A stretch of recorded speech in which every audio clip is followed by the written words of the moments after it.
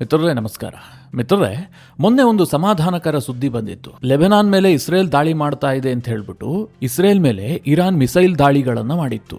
ಅದಕ್ಕೆ ಪ್ರತಿಯಾಗಿ ಇಸ್ರೇಲ್ ಕೂಡ ಇರಾನ್ ಮೇಲೆ ದಾಳಿಯನ್ನ ಆರಂಭಿಸಿತ್ತು. ಇರಾನ್ ಮಾಡಿದಂತಹ ದಾಳಿಗೆ ಇದು ನಮ್ಮ ರಿಟಾಲಿಯೇಷನ್ ಅಂತ ಇಸ್ರೇಲ್ ಕೂಡ ಹೇಳಿತ್ತು. ಆಗ ಮಧ್ಯಪ್ರವೇಶ ಮಾಡಿದಂತಹ ಟ್ರಂಪ್ ಈ ದಾಳಿಯನ್ನ ಮುಂದುವರೆಸದಂತೆ ಎರಡೂ ದೇಶಗಳನ್ನ ತಡೆದಿದ್ರು. ಇರಾನ್ಗೆ ಧಮ್ಕಿ ಹಾಕಿದ್ರು, ಇಸ್ರೇಲ್ಗೆ ಒತ್ತಡ ಹಾಕಿದ್ರು. ಹಾಗೆ ನೋಡಕ್ ಹೋದ್ರೆ ಇಸ್ರೇಲ್ ಪ್ರತಿ ದಾಳಿಯನ್ನ ಮಾಡಲೇಬಾರದು ಅಂತ ಟ್ರಂಪ್ ತಡೆಯೋದಕ್ಕೆ ಯತ್ನ ಮಾಡಿದ್ರು. ಆದ್ರೆ ಇಸ್ರೇಲ್ ಗೊತ್ತಲ್ಲ, ನಮ್ಗೆ ಯಾರಾದ್ರೂ ಹೊಡೆದ್ರೆ ಅದನ್ನ ರಿಟರ್ನ್ ಕೊಡದೆ ನಾವು ಹಾಗೆ ಇಟ್ಕೊಳ್ಳೋದಿಲ್ಲ ಅಂತ ಇಸ್ರೇಲ್ ಒಂದು ಪಾಲಿಸಿಯನ್ನೇ ಇಟ್ಕೊಂಡಿದೆ. ಹೀಗಾಗಿ ಅವರು ಟ್ರಂಪ್ ಏನೇ ಹೇಳಿದ್ರು ಕೂಡ ಡೋಂಟ್ ಕೇರ್ ಹೇಳ್ಬಿಟ್ಟು ಇರಾನ್ಗೆ ಹೊಡೆದಿದ್ರು. ಮಿತ್ರರೇ, ಇದನ್ನು ಈಗ ಯಾಕೆ ಹೇಳ್ತಾ ಇದ್ದೀನಿ ಅಂತಂದರೆ, ಆ ಸಂದರ್ಭದಲ್ಲಿ ಯುದ್ಧ ನಿಂತೋಯ್ತಲ್ಲ, ಸ್ವಲ್ಪ ಎಲ್ಲರೂ ನಿಟ್ಟುಸಿರು ಬಿಟ್ಟರು. ಮತ್ತೆ ಯುದ್ಧ ಶುರುವಾಯಿತು ಅನ್ನುವಂಥ ಭಯ ಸದ್ಯಕ್ಕೆ ದೂರ ಆಯಿತು. ಅಮೆರಿಕ ಸ್ವಲ್ಪ ಮೆಚುರಿಟಿಯನ್ನು ತೋರಿಸ್ತಾ ಇದೆ. ನಿಜವಾಗ್ಲೂ ಕೂಡ ಯುದ್ಧ ನಿಲ್ಲಿಸೋದಕ್ಕೆ ಅಮೆರಿಕಗೊಂದು ಮನಸ್ಸಿರಬಹುದು. ಹೀಗೆಲ್ಲ ವಿಶ್ಲೇಷಣೆಗಳು ಶುರುವಾಗಿದ್ವು. ಆದರೆ ಈಗ ಅಮೆರಿಕವೇ ಇರಾನ್ಗೆ ಹೊಡೆಯೋದಕ್ಕೆ ನಿಂತ್ಕೊಂಡ್ಬಿಟ್ಟಿದೆ. ಅಮೆರಿಕ ದಿಢೀರಂತ ಇರಾನ್ ಮೇಲೆ ಭಯಾನಕವಾದಂಥ ದಾಳಿ ಮಾಡಿದೆ. ಇರಾನ್ ಕೂಡ ಅಮೆರಿಕದ ನೆಲೆಯನ್ನ ಗುರಿಯಾಗಿಸಿ ದೊಡ್ಡ ಮಟ್ಟದಲ್ಲೇ ರಿಟಾಲಿಯೇಟ್ ಮಾಡಿದೆ. ಬಹುತೇಕ ಇದನ್ನ ಯುದ್ಧದ ಪುನರಾರಂಭ ಅಂತಲೇ ಹೇಳಲಾಗ್ತಾ ಇದೆ. ಅಮೆರಿಕ ಮತ್ತು ಇರಾನ್ನ ನಡುವಿನ ಬಡಿಯಾಟದಲ್ಲಿ ಭಾರತ ಬರೋಬ್ಬರಿ 1,23,000 ಕೋಟಿಯನ್ನ ಕಳೆದುಕೊಂಡಿದೆ. ಇದು ಒಂದು ದೊಡ್ಡ ಸುದ್ದಿ, ಜೊತೆಗೆ ಭಾರತೀಯರಿಗೆ ಬಹಳ ದೊಡ್ಡ ಶಾಕಿಂಗ್ ಸುದ್ದಿಯೂ ಕೂಡ ಹೌದು. ಅದರ ಬಗ್ಗೆ ಕೂಡ ಇದೇ ವಿಡಿಯೋದಲ್ಲಿ ನಿಮಗೆ ಮಾಹಿತಿ ನೀಡುವಂತಹ ಪ್ರಯತ್ನ ಮಾಡ್ತೀನಿ. ನೀವು ಈ ವಿಡಿಯೋನ ಕೊನೆವರೆಗೂ ಮಿಸ್ ಮಾಡದೆ ನೋಡಿ. ಮಿತ್ರರೇ, ಟ್ರಂಪ್ ಅವರ ಉದ್ದೇಶ ಏನು ಅನ್ನುವಂಥದ್ದು ಜಗತ್ತಿನಲ್ಲಿ ಯಾರಿಗೂ ಅರ್ಥ ಆಗ್ತಾ ಇಲ್ಲ. ಅವರು ಇರಾನ್ ಜೊತೆಗೆ ಡೀಲ್ ಮಾಡ್ಕೊಳ್ಬೇಕು, ಇರಾನ್ ನಾನು ಹೇಳಿದ್ದಕ್ಕೆ ಒಪ್ಪಬೇಕು ಅಂತ ನಿರಂತರವಾಗಿ ಒತ್ತಡ ಹಾಕ್ತಾ ಇದ್ದಾರೆ, ಇರಾನ್ಗೆ ಧಮ್ಕಿ ಹಾಕ್ತಾ ಇದ್ದಾರೆ. ಆದರೆ ಇನ್ನೊಂದು ಕಡೆಯಲ್ಲಿ ಎಲ್ಲ ಸುಸೂತ್ರವಾಗಿ ಆಗ್ತಾ ಇದೆ ಎನ್ನುವಾಗಲೇ ಅಮೆರಿಕ ದಾಳಿಯನ್ನ ಕೂಡ ಮಾಡ್ತಾ ಇದೆ. ಇವತ್ತು ಇರಾನ್ ಅಮೆರಿಕದೊಂದಿಗೆ ಯಾವುದೇ ಡೀಲ್ಗೆ ಸಹಿ ಹಾಕೋದಕ್ಕೆ ಯಾಕೆ ಮುಂದೆ ಬರ್ತಾ ಇಲ್ಲ? ಅವರಿಗೆ ಎದುರಾಗ್ತಾ ಇರುವಂತಹ ದೊಡ್ಡ ಸಮಸ್ಯೆಯೇ ಟ್ರಸ್ಟ್ನದ್ದು. ಅಮೆರಿಕದ ಮೇಲಿನ ನಂಬಿಕೆ ಇದೆಯಲ್ಲ, ಅದು ಉಳಿದಿಲ್ಲ. ಇರಾನ್ಗೆ ಅನ್ನಿಸ್ತಾ ಇದೆ ಈಗೇನೋ ಡೀಲ್ ಅಂತ ಹೇಳ್ತಾರೆ, ಮತ್ತೆ ಯಾವಾಗ ಬೇಕಾದ್ರೂ ಆ ಡೀಲ್ ಅನ್ನ ಅಮೆರಿಕ ಮುರಿಯಬಹುದು, ನಮ್ಮ ಮೇಲೆ ದೊಡ್ಡ ದಾಳಿ ಮಾಡಬಹುದು. ಅಮೆರಿಕನ ನಂಬೋದಾದ್ರೂ ಹೇಗೆ ಅಂತ ಅಮೆರಿಕದ ವಿಚಾರದಲ್ಲಿ ಇರಾನ್ಗೆ ಟ್ರಸ್ಟ್ ಇಶ್ಯೂ ಇದೆ. ಈ ಸಂದರ್ಭದಲ್ಲಿ ಇರಾನ್ನ ನಂಬಿಕೆಯನ್ನ ಗಳಿಸೋದಕ್ಕೆ ಅಮೆರಿಕವೂ ಕೂಡ ನಾನಾ ರೀತಿಯಲ್ಲಿ ಪ್ರಯತ್ನ ಮಾಡ್ತಾ ಇದೆ. ಈ ನಡುವೆ ಮೊನ್ನೆ ಸೋಮವಾರ ಒಂದು ಘಟನೆ ನಡೆಯುತ್ತೆ. ಅಮೆರಿಕದ ಅತ್ಯಂತ ಪ್ರತಿಷ್ಠಿತವಾದಂಥ ಅಪಾಚೆ ಹೆಲಿಕಾಪ್ಟರ್ ಇದೆಯಲ್ಲ, ಇದು ಹರ್ಮೋಸ್ ಜಲಸಂಧಿಯ ಮೇಲೆ ಹಾರ್ತಾ ಇರುತ್ತೆ. ಅದು ಸರ್ವಿಲೆನ್ಸ್ ನಲ್ಲಿ ಇದ್ದಂತಹ ಹೆಲಿಕಾಪ್ಟರ್ ಅಂತ ಅಮೆರಿಕ ಹೇಳ್ಕೊಳ್ತಾ ಇದೆ. ಅಂದ್ರೆ ಆ ಪ್ರದೇಶದ ಮೇಲೆ ನಿಗಾ ಇಡೋದಕ್ಕೋಸ್ಕರವಾಗಿ ಅಮೆರಿಕ ಆ ಹೆಲಿಕಾಪ್ಟರ್ ಅನ್ನ ಬಳಸಿತ್ತು ಅಂತ. ಆದ್ರೆ ಆ ಅಪಾಚೆ ಹೆಲಿಕಾಪ್ಟರ್ ಅಲ್ಲಿ ಹಾರಾಟ ನಡೆಸ್ತಾ ಇರುವಂತಹ ಸಂದರ್ಭದಲ್ಲೇ ದಿಢೀರಂತ ಕ್ರಾಶ್ ಆಗುತ್ತೆ. ಅದರಲ್ಲಿದ್ದಂತಹ 2 ಸಿಬ್ಬಂದಿಯನ್ನ ಅಮೆರಿಕದ ಸೇನೆ ರಕ್ಷಿಸುತ್ತೆ. ಅವ್ರಿಗೆ ಯಾವುದೇ ರೀತಿಯಲ್ಲೂ ತೊಂದರೆ ಆಗೋದಿಲ್ಲ. ಆದ್ರೆ ಹೆಲಿಕಾಪ್ಟರ್ ಕ್ರಾಶ್ ಆಗಿ ಹೋಗುತ್ತೆ. ಅಪಾಚೆ ಹೆಲಿಕಾಪ್ಟರ್ ಕ್ರಾಶ್ ಆಯ್ತು ಅಂತಂದ್ರೆ ಅದು ದೊಡ್ಡ ಮಟ್ಟದಲ್ಲೇ ಸದ್ದು ಮಾಡುತ್ತೆ. ಯಾಕೆ ಗೊತ್ತಾ? ಇವತ್ತು F-35 ಅನ್ನ ಅಮೆರಿಕ ಯಾವ ರೀತಿಯಾಗಿ ಪ್ರಮೋಟ್ ಮಾಡುತ್ತೋ, ವಿಶ್ವದಲ್ಲಿ ಇದಕ್ಕೆ ಸರಿಸಮವಾದಂತಹ ಯುದ್ಧ ವಿಮಾನ ಇಲ್ಲ ಅಂತ, ಅದೇ ರೀತಿಯಾಗಿ ಈ ಹೆಲಿಕಾಪ್ಟರ್ ಸೆಗ್ಮೆಂಟ್ ನಲ್ಲಿ ತನ್ನ ಅಪಾಚೆಯನ್ನು ಪ್ರಮೋಟ್ ಮಾಡುತ್ತೆ. ಅಪಾಚೆ ಅಂತಂದ್ರೆ ಈ ಹೆಲಿಕಾಪ್ಟರ್ ಸೆಗ್ಮೆಂಟ್ ನಲ್ಲಿ ವಿಶ್ವದಲ್ಲೇ ನಂಬರ್ 1. ಇದಕ್ಕೆ ಸರಿಗಟ್ಟುವಂತಹ ಇನ್ನೊಂದು ಮಾದರಿ ಇಲ್ವೇ ಇಲ್ಲ ಅಂತ ಅಮೆರಿಕ ತನ್ನ ಬೆನ್ನನ್ನ ತಾನೇ ತಟ್ಕೊಳ್ಳುತ್ತೆ. ಅಂತಹ ಅಪಾಚೆ ಹೆಲಿಕಾಪ್ಟರ್ ಕ್ರಾಶ್ ಆಗ್ತಿದ್ದ ಹಾಗೆ ದೊಡ್ಡ ಸುದ್ದಿ ಆಗುತ್ತೆ.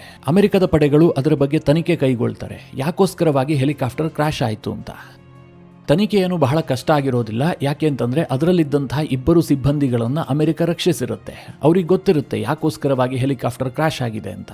ಆಗ ಗೊತ್ತಾಗಿದ್ದೇನು ಕೇಳಿದ್ರೆ, ಹರ್ಮೋಸ್ ಬಳಿಯಲ್ಲಿ ಅದು ಹಾರಾಟ ನಡೆಸ್ತಾ ಇರುವಂತಹ ಸಂದರ್ಭದಲ್ಲಿ ಇರಾನ್ನ IRGC ಅದರ ಮೇಲೆ ಗುಂಡಿನ ದಾಳಿಯನ್ನ ಮಾಡಿರುತ್ತೆ. ಇರಾನ್ನ IRGC ಮಾಡಿದಂತಹ ಗುಂಡಿನ ದಾಳಿಯ ಪರಿಣಾಮದಿಂದಲೇ ಅಪಾಚೆ ಹೆಲಿಕಾಪ್ಟರ್ ಕ್ರಾಶ್ ಆಗಿರುತ್ತೆ. ಇದು ಇರಾನ್ ಮಾಡಿದಂತಹ ಸ್ಪಷ್ಟ ಯುದ್ಧ ವಿರಾಮದ ಉಲ್ಲಂಘನೆ. ಯಾಕೆ ಗೊತ್ತಾ? ಈ ಹರ್ಮೋಸ್ ಜಲಸಂಧಿಯನ್ನ ಇವತ್ತು ಇರಾನ್ ಕ್ಲೈಮ್ ಮಾಡ್ತಾ ಇರಬಹುದು, ಅದು ನನಗೆ ಸೇರಿದಂತಹ ಪ್ರದೇಶ ಅಂತ. ಆದ್ರೆ ವಾಸ್ತವವಾಗಿ ಈ ಹರ್ಮೋಸ್ ಮೇಲೆ ಯಾರ ಕಂಟ್ರೋಲ್ ಕೂಡ ಇಲ್ಲ. ಅದು ವಿಶ್ವದ ಎಲ್ಲಾ ದೇಶಗಳಿಗೆ ಮುಕ್ತವಾದಂತಹ ಒಂದು ಮಾರ್ಗ. ಅಲ್ಲಿ ಅಮೆರಿಕದ ಹೆಲಿಕಾಪ್ಟರ್ ಹಾರ್ತಾ ಇರುತ್ತೆ. ಈ ಅಪಾಚೆ ಹೆಲಿಕಾಪ್ಟರ್ ಇರಾನ್ನ ವಾಯು ಪ್ರದೇಶವನ್ನ ಎಂಟ್ರಿನೇ ಆಗಿರೋದಿಲ್ಲ. ಆದರೂ ಕೂಡ ಇರಾನ್ನ IRGC ಅದನ್ನ ಹೊಡೆಯುತ್ತೆ. ಇದು ಅಮೆರಿಕದ ಸೆಂಟ್ಕಾಮ್ ಅನ್ನ ಕೆರಳಿಸುತ್ತೆ. ಇದಕ್ಕೆ ಪ್ರತಿದಾಳಿ ನಡೆಸೋದಕ್ಕೆ ನಿರ್ಧರಿಸಿದಂತಹ ಅಮೆರಿಕದ ಸೇನೆ ಇರಾನ್ನ ದ್ವೀಪಗಳ ಮೇಲೆ ದಾಳಿ ಮಾಡುತ್ತೆ. ಮುಖ್ಯವಾಗಿ ಇರಾನ್ನ ಏರ್ ಡಿಫೆನ್ಸ್ ಸಿಸ್ಟಮ್ ಅನ್ನೇ ಗುರಿಯಾಗಿಸಿ ಅಮೆರಿಕದ ಸೇನೆ ದಾಳಿ ನಡೆಸುತ್ತೆ. ಜೊತೆಗೆ ಗ್ರೌಂಡ್ ಕಂಟ್ರೋಲ್ ಸಿಸ್ಟಮ್ ಅನ್ನ ಕೂಡ ಕಂಪ್ಲೀಟ್ ಆಗಿ ನಾಶಪಡಿಸುತ್ತೆ. ಇದು ನಮ್ಮ ಹೆಲಿಕಾಪ್ಟರ್ ಅನ್ನ ಇರಾನ್ ಹೊಡೆದಿದ್ದಕ್ಕೋಸ್ಕರವಾಗಿ ನಾವು ಮಾಡಿದಂತಹ ರಿಟಾಲಿಯೇಷನ್ ಅಂತ ಸೆಂಟ್ಕಾಮ್ ಹೇಳಿಕೆಯನ್ನ ಕೂಡ ಬಿಡುಗಡೆ ಮಾಡುತ್ತೆ. ಆದ್ರೆ ಇರಾನ್ ಇದಕ್ಕೆ ಸುಮ್ಮನಾಗೋದಿಲ್ಲ. ನಾವು ಸಹ ಇದಕ್ಕೆ ಪ್ರತಿದಾಳಿ ಮಾಡ್ತೀವಿ ಅಂತ ಈ ಮಿಡಲ್ ಈಸ್ಟ್ ನಲ್ಲಿ ಅಮೆರಿಕ ಅಮೆರಿಕದ ಸೇನಾ ನೆಲೆಗಳಿದಾವಲ್ಲ, ಜೊತೆಗೆ ಅವರ ಕೆಲವೊಂದಷ್ಟು ಅಸೆಟ್ಗಳಿದಾವಲ್ಲ, ಅದನ್ನೇ ಗುರಿಯಾಗಿಸಿ ದಾಳಿ ಮಾಡಿದ್ದಾರೆ. ಯಾವ ಪ್ರಮಾಣದಲ್ಲಿ ದಾಳಿ ಮಾಡಿದ್ದಾರೆ ಅಂತಂದ್ರೆ ಇಡೀ ಮಿಡಲ್ ಈಸ್ಟ್ ನಲ್ಲಿರುವಂತಹ 24 ಅಮೆರಿಕದ ಟಾರ್ಗೆಟ್ ಅನ್ನ ಗುರಿಯಾಗಿಸಿ ದಾಳಿ ಮಾಡಿದ್ದಾರೆ. ಜೋರ್ಡಾನ್ನ 2 ಏರ್ಬೇಸ್ಗಳು, ಕುವೈತ್ನ ಏರ್ಬೇಸ್ ಮತ್ತು ಬಹರೈನ್ ನಲ್ಲಿರುವಂತಹ ಅಮೆರಿಕದ 25th ನೇವಲ್ ಫ್ಲೀಟ್ ಇವುಗಳನ್ನೆಲ್ಲ ಗುರಿಯಾಗಿಸಿ ಮಿಸೈಲ್ ದಾಳಿಯನ್ನ ನಡೆಸಿದ್ದಾರೆ. ಹಾಗೆ ಅಮೆರಿಕದ ಸೇನೆಗೆ ಸೇರಿದಂತಹ MQ-9 ರಿಪರ್ ಡ್ರೋನ್ ಅನ್ನ ಕೂಡ ನಾವು ಹೊಡೆದುಹಾಕಿದೀವಿ ಅಂತ ಇರಾನ್ನ IRGC ಕ್ಲೈಮ್ ಮಾಡ್ತಾ ಇದೆ. ಸದ್ಯ ಮಿಡಲ್ ಈಸ್ಟ್ನ ಎಲ್ಲಾ ದೇಶಗಳಲ್ಲೂ ಕೂಡ ಏರ್ ಡಿಫೆನ್ಸ್ ಸಿಸ್ಟಮ್ ಅನ್ನ ಆಕ್ಟಿವೇಟ್ ಮಾಡಲಾಗಿದೆ. ಯಾಕೆ ಕೇಳಿದ್ರೆ ಇರಾನ್ ಏಕಕಾಲಕ್ಕೆ ಎಲ್ಲಾ ದೇಶಗಳ ಅಮೆರಿಕದ ಆಸ್ತಿ ಪಾಸ್ತಿಗಳನ್ನ ಗುರಿಯಾಗಿಸಿ ದಾಳಿ ಮಾಡೋದಕ್ಕೆ ಶುರು ಮಾಡಿಬಿಟ್ಟಿದೆ. ಇದು ಯುದ್ಧದ ಆರಂಭ ಅಂತಲೇ ಈ ಎಲ್ಲಾ ಮಿಡಲ್ ಈಸ್ಟ್ನ ದೇಶಗಳು ಭಾವಿಸ್ತಾ ಇದ್ದಾವೆ. ಮತ್ತೊಮ್ಮೆ ಎಲ್ಲ ದೇಶಗಳಲ್ಲೂ ಕೂಡ ಭಯ ಆವರಿಸಿದೆ. ಈ ದಾಳಿ ಆಗ್ತಿದ್ದ ಹಾಗೆ ಇರಾನ್ನ ವಿದೇಶಾಂಗ ಸಚಿವ ಸೌದಿ ಅರೇಬಿಯಾ ಮತ್ತು ತುರ್ಕಿಯ ವಿದೇಶಾಂಗ ಸಚಿವರ ಜೊತೆಗೆ ಫೋನ್ನಲ್ಲಿ ಮಾತನಾಡಿದ್ದಾರೆ. ಈ ಸಂದರ್ಭದಲ್ಲಿ ಅಬ್ಬಾಸ್ ಅರಾಕ್ಚಿ ಹೇಳಿರೋದೇನು ಕೇಳಿದ್ರೆ, ಇರಾನ್ ತನ್ನನ್ನು ತಾನು ರಕ್ಷಿಸಿಕೊಳ್ಳೋದಕ್ಕೆ ಯಾವ ಹಂತಕ್ಕೆ ಬೇಕಾದರೂ ಹೋಗುತ್ತೆ. ಆ ಎಲ್ಲ ಅಧಿಕಾರವೂ ಕೂಡ ಇರಾನ್ಗೆ ಕಾನೂನುಬದ್ಧವಾಗಿದೆ. ಇದಕ್ಕೆ ನೆರೆಹೊರೆಯ ಬ್ರದರ್ಲಿ ನೇಷನ್ಸ್ಗಳು ಬೆಂಬಲ ಕೊಡಬೇಕು ಅಂತ ಅವರು ವಾದ ಮಾಡಿದಾರಂತೆ. ಈಗ ಸೌದಿ ಬೆಂಬಲ ಕೊಡೋದು ಅಂತಂದ್ರೆ ಹೇಗೆ? ನಮ್ಮಲ್ಲಿರುವಂತಹ ಅಮೆರಿಕದ ಅಸೆಟ್ಗಳೇನಿದಾವೆ ನೀವು ಒಂದಾಗ್ತಿದ್ದ ಹಾಗೆ ಒಂದನ್ನು ಉಡಾಯಿಸಿ ನಾವು ಕೈ ಮುಕ್ಕೊಂಡು ಸುಮ್ಮನೆ ಕೂರ್ತೀವಿ ಅಂತ ಹೇಳೋದಕ್ಕೆ ಸಾಧ್ಯ ಇದೆಯಾ? ಇರಾನ್ನ ವಿದೇಶಾಂಗ ಸಚಿವರೇನೋ ಈ ರೀತಿಯಾಗಿ ಅಕ್ಕಪಕ್ಕದ ದೇಶದ ವಿದೇಶಾಂಗ ಸಚಿವರ ಜೊತೆಗೆ ಮಾತುಕತೆ ನಡೆಸ್ತಾ ಇದ್ದಾರೆ. ಆದ್ರೆ ಇರಾನ್ನ IRGC ಹೇಳ್ತಾ ಇದೆ, ಅಮೆರಿಕದ ಪ್ರತಿಯೊಂದು ದಾಳಿಗೂ ಕೂಡ ನಾವು ಅಷ್ಟೇ ತೀವ್ರವಾಗಿ ಪ್ರತಿ ದಾಳಿಯನ್ನ ನಡೆಸ್ತೀವಿ, ಮಿಡಲ್ ಈಸ್ಟ್ ನ ಎಲ್ಲಾ ಅಸೆಟ್ಗಳನ್ನ ಗುರಿಯಾಗಿಸ್ತೀವಿ ಅಂತ ಅವರು ಕೂಡ ಒಂದು ಸ್ಟೇಟ್ಮೆಂಟ್ ಅನ್ನ ರಿಲೀಸ್ ಮಾಡಿದ್ದಾರೆ. ಈ ನಡುವೆ ಕೆಲ ರಿಪೋರ್ಟ್ಗಳಿದಾವೆ, ಈಗೇನು ಇರಾನ್ಗೂ ಕೂಡ ಕೆಲ ಸಮಯ ಸಿಕ್ತಲ್ಲ, ಅಂದ್ರೆ ಅಮೆರಿಕ ಯುದ್ಧ ವಿರಾಮ ಘೋಷಿಸಿದ ಕಾರಣದಿಂದಾಗಿ ಇರಾನ್ಗೂ ಕೂಡ ಸ್ವಲ್ಪ ಸಮಯ ಇತ್ತಲ್ಲ, ಈ ಸಮಯವನ್ನ ಅವರು ವ್ಯರ್ಥ ಮಾಡಿಲ್ಲ.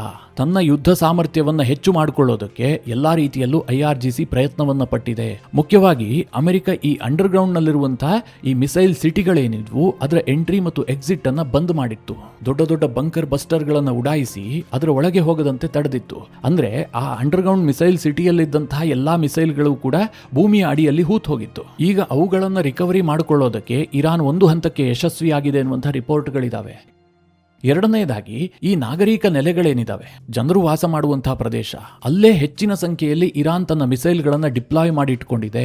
ಇರಾನ್ನ ಅಧಿಕೃತ ಸೇನಾ ನೆಲೆಗಳಿಗೆ ಅಮೆರಿಕ ಎಷ್ಟೇ ಹಿಟ್ ಮಾಡಿದ್ರೂ ಕೂಡ ಅದರಿಂದ ಸಂಪೂರ್ಣವಾಗಿ ಮಿಸೈಲ್ಗಳನ್ನು ನಾಶ ಮಾಡೋದಕ್ಕೆ ಸಾಧ್ಯ ಇಲ್ಲದ ಹಾಗೆ ಇರಾನ್ ಪ್ರಿಪೇರ್ ಆಗಿದೆ ಅಂತ ವರದಿಗಳು ಹೇಳ್ತಾ ಇದ್ದಾವೆ. ಇನ್ನು ಅಮೆರಿಕ ಮತ್ತು ಇರಾನ್ನ ನಡುವೆ ಮತ್ತೆ ಬಡಿದಾಟ ಆರಂಭವಾದರೂ ಕೂಡ ತೈಲ ಬೆಲೆಯ ಮೇಲೆ ದೊಡ್ಡ ಮಟ್ಟದ ಪರಿಣಾಮ ಬೀರಿಲ್ಲ. ಇವತ್ತು ಕ್ರೂಡ್ ಆಯಿಲ್ ಪ್ರೈಸ್ ನಲ್ಲಿ ಬಹಳ ಏರಿಕೆ ಆಯಿತು, ಹಾಗೇನೂ ಆಗಿಲ್ಲ. ನಾನು ಈ ವಿಡಿಯೋ ರೆಕಾರ್ಡ್ ಮಾಡುವಂತಹ ಸಂದರ್ಭದಲ್ಲಿ 1 ಬ್ಯಾರಲ್ ಬ್ರೆಂಟ್ ಕ್ರೂಡ್ ನ ಬೆಲೆ $91 ಇದೆ. ನಿನ್ನೆಯೂ ಕೂಡ ಅಷ್ಟೇ ಇತ್ತು. ಹೀಗಾಗಿ ದೊಡ್ಡ ಮಟ್ಟದಲ್ಲಿ ರೈಸ್ ಆಗಿಲ್ಲ. ಇದನ್ನ ನೋಡಿದಾಗ ಏನ್ ಅನ್ಸುತ್ತೆ ಅಂತಂದ್ರೆ ತೈಲ ಮಾರುಕಟ್ಟೆಯೂ ಕೂಡ ಈ ಯುದ್ಧಕ್ಕೆ ಒಗ್ಗಿಕೊಳ್ತಿದೆಯೇನೋ ಅಂತ ಅನ್ನಿಸ್ತಾ ಇದೆ. ಈ ರಷ್ಯಾ ಉಕ್ರೇನ್ ಯುದ್ಧ ಶುರುವಾದಾಗ್ಲೂ ಕೂಡ ಹಾಗೆ ಆರಂಭದ 1-2-3 ತಿಂಗಳು ವಿಪರೀತ ಪ್ರಮಾಣದಲ್ಲಿ ತೈಲ ಬೆಲೆಯಲ್ಲಿ ವ್ಯತ್ಯಾಸ ಆಗಿತ್ತು. ಆನಂತರ ಅದಕ್ಕೆ ಒಗ್ಗಿಕೊಳ್ತು. ಇವತ್ತಿಗೂ ಕೂಡ ರಷ್ಯಾ ಮತ್ತು ಉಕ್ರೇನ್ ನಡುವೆ ಯುದ್ಧ ನಡೀತಾ ಇದೆ. ಅದು ತೈಲ ಬೆಲೆಯಲ್ಲಿ ಯಾವುದೇ ವ್ಯತ್ಯಾಸ ಮಾಡೋದಿಲ್ಲ. ಆದ್ರೆ ಇರಾನ್ ಯುದ್ಧವನ್ನ ಅದಕ್ಕೆ ಹೋಲಿಸೋದಕ್ಕೆ ಸಾಧ್ಯ ಇಲ್ಲ. ಹರ್ಮೋಜ್ ಕಾರಣದಿಂದಾಗಿ ಇದಕ್ಕೆ ಮಹತ್ವ ವಿಪರೀತವಾಗಿ ಜಾಸ್ತಿ ಇದೆ. ಬಟ್ ಇದು ಹೀಗೆ ಕಂಟಿನ್ಯೂ ಆಗ್ತಾ ಇದ್ರೆ ಆಲ್ಟರ್ನೇಟಿವ್ಸ್ ಅನ್ನ ಇಡೀ ವಿಶ್ವದ ಎಲ್ಲಾ ದೇಶಗಳು ಕೂಡ ಹುಡುಕ್ಲೇಬೇಕಾಗತ್ತೆ, ಅದಕ್ಕೆ ಒಗ್ಗಿಕೊಳ್ಳಲೇಬೇಕಾಗತ್ತೆ. ಪ್ರತಿದಿನ ಈ ಅಸ್ಥಿರತೆಯಲ್ಲಿ ಯಾವ ದೇಶವೂ ಕೂಡ ಬದುಕೋದಕ್ಕೆ ಸಾಧ್ಯ ಇಲ್ಲ. ಅದೇನೇ ಇರಲಿ ಮಿತ್ರರೇ, ಇನ್ನು ಈ ಯುದ್ಧದ ಪರಿಣಾಮ ಭಾರತದ ಮೇಲೆ ಯಾವ ಮಟ್ಟಿಗೆ ಆಗಿದೆ ಅಂತ ಯಾರಿಗೂ ಕೂಡ ಅರಿವಿಲ್ಲ. ನಮಗೆ ಆರಂಭದಲ್ಲಿ ಸ್ವಲ್ಪ ಗ್ಯಾಸ್ನ ಬೆಲೆಯಲ್ಲಿ ವ್ಯತ್ಯಾಸ ಆಯಿತು. ಅನಂತರ ಮೇ 15 ಬಳಿಕ ಸ್ವಲ್ಪ ತೈಲ ಬೆಲೆಯಲ್ಲಿ ನಿರಂತರವಾಗಿ ಏರಿಕೆ ಕಾಣೋದಕ್ಕೆ ಶುರುವಾಗಿದೆ. ಇಷ್ಟನ್ನ ಬಿಟ್ರೆ ಬೇರೆ ದೇಶದಲ್ಲಿ ನಾವೇನು ನೋಡ್ತಾ ಇದೀವಲ್ಲ, ಆ ಮಟ್ಟಿನ ಪರಿಣಾಮವನ್ನ ನಾವು ಎದುರಿಸ್ತಾ ಇಲ್ಲ. ಹೀಗಾಗಿ ಭಾರತಕ್ಕೆ ನಿಜವಾಗ್ಲೂ ನಷ್ಟ ಆಗಿದೆಯಾ ಅಥವಾ ಕೇವಲ ವರದಿಗೆ ಮಾತ್ರ ಸೀಮಿತವಾಗಿದೆಯಾ? ಈ ಪ್ರಶ್ನೆಯೂ ಕೂಡ ಕೆಲವರಲ್ಲಿದೆ. ಇದಕ್ಕೆ NDTV ಒಂದು ವರದಿಯನ್ನು ಪ್ರಕಟಿಸಿದೆ. ಈ ಯುದ್ಧದ ಕಾರಣದಿಂದಾಗಿ ಕೇಂದ್ರ ಸರ್ಕಾರ ಎಷ್ಟು ನಷ್ಟ ಮಾಡಿಕೊಂಡಿದೆ ಅಂತ. ಆ ವರದಿ ನಿಜಕ್ಕೂ ಕೂಡ ಗಾಬರಿಯಾಗುವ ರೀತಿಯಲ್ಲಿದೆ. ಯಾಕೆ ಅಂತ ಕೇಳಿದ್ರೆ ಈ 78 ದಿನಗಳಲ್ಲಿ ಕೇಂದ್ರ ಸರ್ಕಾರ ಬರೋಬ್ಬರಿ 1,23 ಲಕ್ಷ ರೂಪಾಯಿಯಷ್ಟು ನಷ್ಟವನ್ನು ಅನುಭವಿಸಿದೆ. ನಷ್ಟ ಅನುಭವಿಸಿದ್ ಯಾಕೆ ಕೇಳಿದ್ರೆ ಸರ್ಕಾರಿ ಸ್ವಾಮ್ಯದ ತೈಲ ಮಾರಾಟ ಕಂಪನಿಗಳಿದಾವಲ್ಲ, OMCS, ಅವುಗಳಿಗೆ ಯುದ್ಧದ ಕಾರಣದಿಂದಾಗಿ ನಷ್ಟ ಆಯ್ತಲ್ಲ, ಅದನ್ನ ಕೇಂದ್ರ ಸರ್ಕಾರ ಮೇ 15 ಕೂಡ ತಾನು ಭರಿಸ್ತಾ ಇತ್ತು. ಈಗಲೂ ಕೂಡ ಕೇಂದ್ರ ಸರ್ಕಾರ ಸ್ವಲ್ಪ ಪ್ರಮಾಣದಲ್ಲಿ ಹೊರೆ ಹೊತ್ತುಕೊಂಡಿದೆ, ಆದ್ರೆ ಮೊದಲಿನಷ್ಟಲ್ಲ. ಯುದ್ಧ ಫೆಬ್ರವರಿ 28 ಶುರುವಾಯಿತು. ಆ ಸಂದರ್ಭದಲ್ಲಿ 1 ಬ್ಯಾರಲ್ ಕಚ್ಚಾ ತೈಲದ ಬೆಲೆ ಹೆಚ್ಚು ಅಂತಂದ್ರೆ $75-80 ನಷ್ಟಿತ್ತು. ಅನಂತರದಲ್ಲಿ ಅದು $126 ಕೂಡ ರೀಚ್ ಆಯಿತು. ಆದ್ರೆ ಭಾರತದಲ್ಲಿ ಪೆಟ್ರೋಲ್ ಮತ್ತು ಡೀಸೆಲ್ ಬೆಲೆಯಲ್ಲಿ ಒಂದೇ $1 ಕೂಡ ಏರಿಕೆ ಆಗಿರಲಿಲ್ಲ. 78 ದಿನಗಳ ಕಾಲ ಕೇಂದ್ರ ಸರ್ಕಾರ ಅದನ್ನ ತಡೆ ಹಿಡಿದಿತ್ತು. ಕೇಂದ್ರ ಸರ್ಕಾರದ ಉದ್ದೇಶ ಏನಾಗಿತ್ತು ಅಂತಂದ್ರೆ ತೈಲ ಬೆಲೆಯಲ್ಲಿ ಏರಿಕೆ ಆಗೋದಕ್ಕೆ ಬಿಟ್ಟಿದ್ದೆ ಆದ್ರೆ, ಅಂದ್ರೆ ಜನರಿಗೆ ಅದನ್ನ ವರ್ಗಾಯಿಸಿದ್ದೆ ಆದ್ರೆ ಬೆಲೆ ಏರಿಕೆ ಆಗುತ್ತೆ, ಇನ್ಫ್ಲೇಷನ್ ರೇಟ್ ಜಾಸ್ತಿ ಆಗುತ್ತೆ, ಭಾರತದ ಆರ್ಥಿಕತೆಗೆ ಹೊಡೆತ ಬೀಳುತ್ತೆ ಅಂತ. ಹೀಗಾಗಿ ಸರ್ಕಾರ ನಾನಾ ರೀತಿಯಲ್ಲಿ ಆ ಬೆಲೆಯನ್ನ ಕಂಟ್ರೋಲ್ ಮಾಡೋದಕ್ಕೆ ಯತ್ನ ಮಾಡಿತು. ಈ ರೀತಿಯಾಗಿ ಕೇಂದ್ರ ಸರ್ಕಾರ ಮಾಡಿದ್ರಿಂದಾಗಿ ಬರೋಬ್ಬರಿ 1,23,000 ಕೋಟಿಯನ್ನ ಕೇಂದ್ರ ಸರ್ಕಾರ ಕಳೆದುಕೊಂಡಿದೆ. ಅನಂತರ ಮೇ 15 ಬಳಿಕ ತನ್ನ ಮೇಲಿನ ಹೊರೆಯನ್ನ ಜನರಿಗೆ ಹಂತ ಹಂತವಾಗಿ ವರ್ಗಾಯಿಸೋದಕ್ಕೆ ಕೇಂದ್ರ ಸರ್ಕಾರ ತೀರ್ಮಾನ ಮಾಡಿತು. ಈಗ ಪೆಟ್ರೋಲ್ ಮತ್ತು ಡೀಸೆಲ್ ಬೆಲೆಯಲ್ಲಿ ಏರಿಕೆ ಆಗಿದೆ. ಆದರೂ ಸಹ ಪ್ರತಿನಿತ್ಯ ಸರ್ಕಾರಿ ತೈಲ ಕಂಪನಿಗಳಿಗೆ 652 ಕೋಟಿ ರೂಪಾಯಿ ನಷ್ಟ ಆಗ್ತಾ ಇದೆ ಅಂತೇಳಿ ಈ NDTV ವರದಿ ಹೇಳ್ತಾ ಇದೆ. ಅಂದ್ರೆ ಪ್ರತಿ ತಿಂಗಳು ಸರ್ಕಾರಿ ತೈಲ ಕಂಪನಿಗಳಿಗೆ 20,000 ಕೋಟಿಯಷ್ಟು ಈಗಲೂ ಕೂಡ ನಷ್ಟ ಆಗ್ತಾ ಇದೆ. ಇದನ್ನೂ ಸಹ ಜನರಿಗೆ ವರ್ಗಾಯಿಸೋದಕ್ಕೆ ಸರ್ಕಾರ ತೀರ್ಮಾನ ಮಾಡಿದ್ದೆ ಆದ್ರೆ ತೈಲ ಬೆಲೆಯಲ್ಲಿ ಇನ್ನೂ ಕೂಡ 10 ರಿಂದ 12 ರೂಪಾಯಿ ಜಾಸ್ತಿ ಆಗಬಹುದು. ಇದು ಕೇವಲ ಪೆಟ್ರೋಲ್ ಮತ್ತು ಡೀಸೆಲ್ಗೆ ಮಾತ್ರ ಸೀಮಿತವಾಗಿಲ್ಲ.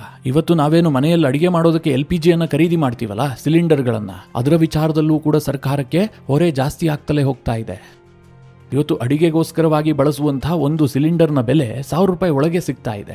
ಆದ್ರೆ ಅದಕ್ಕೆ ಕೇಂದ್ರ ಸರ್ಕಾರ ಮಾಡ್ತಾ ಇರುವಂತಹ ವೆಚ್ಚ ಇದೆಯಲ್ಲ, ಇದು 1,700 ರೂಪಾಯಿ ಆಗಿದೆ. ಅಂದ್ರೆ ನಾವು ಬಳಸುವಂತಹ ಒಂದು ಸಿಲಿಂಡರ್ಗೆ ಕೇಂದ್ರ ಸರ್ಕಾರ ಹತ್ತತ್ರ 700 ರೂಪಾಯಿ ವೆಚ್ಚ ಮಾಡ್ತಾ ಇದೆ. ಕೇಂದ್ರ ಸರ್ಕಾರ ಇಷ್ಟೆಲ್ಲ ನಷ್ಟ ಮಾಡಿಕೊಂಡ ಕಾರಣದಿಂದಾಗಿ ಏನಪ್ಪ ಲಾಭ ಆಗಿದೆ ಕೇಳಿದ್ರೆ, ಭಾರತದಲ್ಲಿ ಈ ಯುದ್ಧದ ಬಳಿಕ ಹಣದುಬ್ಬರ ಇದೆಯಲ್ಲ, ಕೇವಲ 0.5% ಮಾತ್ರ ಇನ್ಕ್ರೀಸ್ ಆಗಿದೆ.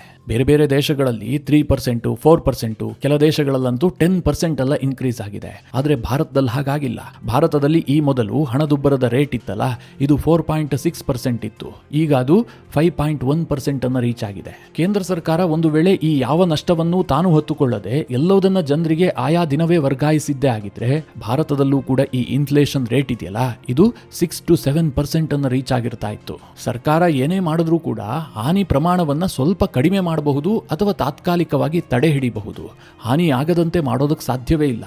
ಈಗಾಗಲೇ ಯುದ್ಧದ ಪರಿಣಾಮದಿಂದಾಗಿ 2026-27ನೇ ಸಾಲಿನಲ್ಲಿ ಭಾರತದ GDP ಅಭಿವೃದ್ಧಿ ದರ ಇದೆಯಲ್ಲ, ಈ ಮೊದಲು 6.9% ಇರುತ್ತೆ ಅಂತ ಅಂದಾಜು ಮಾಡಲಾಗಿತ್ತು. ಅದನ್ನು ಈಗ 6.6%ಗೆ ಇಳಿಕೆ ಮಾಡಲಾಗಿದೆ. ಈಗ ಒಂದು ವೇಳೆ ಇರಾನ್ ಮತ್ತು ಅಮೆರಿಕದ ನಡುವೆ ಮತ್ತೊಮ್ಮೆ ಯುದ್ಧ ಏನಾದರೂ ಸ್ಫೋಟಗೊಂಡಿದ್ದೆ ಆದ್ರೆ, ಈಗೇನು ಶುರು ಆಯ್ತಲ್ಲ, ಅದು ಇನ್ನೂ ತೀವ್ರಗೊಂಡಿದ್ದೆ ಆದ್ರೆ ಭಾರತದ GDPಗೆ ಇನ್ನಷ್ಟು ಹೊಡೆತ ಕೊಡಬಹುದು. ಆಯಿಲ್ ಮತ್ತು ಗ್ಯಾಸ್ ಪ್ರೈಸ್ ನಲ್ಲಿ ಇನ್ನಷ್ಟು ಏರಿಕೆ ಕೂಡ ಆಗಬಹುದು. ಯಾಕೆ ಕೇಳಿದ್ರೆ ಸರ್ಕಾರ ಇನ್ನೂ ಹೆಚ್ಚು ತಡೆ ಹಿಡಿಯೋದಕ್ಕೆ ಸಾಧ್ಯ ಇಲ್ಲ. ಮುಂದೆ ಯಾವ ಪ್ರಮಾಣದಲ್ಲಿ ಬೆಲೆ ಏರಿಕೆ ಆಗುತ್ತೋ ಅದು ನೇರವಾಗಿ ಜನರಿಗೆ ವರ್ಗಾವಣೆಗೊಳ್ಳೋದಕ್ಕೆ ಶುರುವಾಗುತ್ತೆ. ಹೀಗಾಗಿ ಇರಾನ್ ಮತ್ತು ಅಮೆರಿಕದ ನಡುವೆ ಯುದ್ಧ 2.0 ಆರಂಭಗೊಂಡಿದ್ದೆ ಆದ್ರೆ ಅದರ ನೇರ ಬಿಸಿ ಜನಸಾಮಾನ್ಯರಿಗೆ ತಟ್ಟುತ್ತೆ.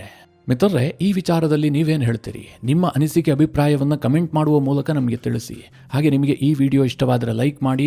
ಜೊತೆಗೆ ನೀವಿನ್ನೂ ನಿಮ್ಮ ನೆಚ್ಚಿನ ಸಂಸ್ಕಾರ ಸೌರಭ ಯೂಟ್ಯೂಬ್ ಚಾನಲ್ನ ಸಬ್ಸ್ಕ್ರೈಬ್ ಮಾಡಿಲ್ಲ ಅಂತಾದರೆ ಈ ಕೂಡಲೇ ಸಬ್ಸ್ಕ್ರೈಬ್ ಮಾಡಿ. ಮುಂದಿನ ಎಲ್ಲ ಅಪ್ಡೇಟ್ಗಳ ನೋಟಿಫಿಕೇಷನ್ಗಾಗಿ ಬೆಲ್ ಐಕಾನ್ ಒತ್ತಿ.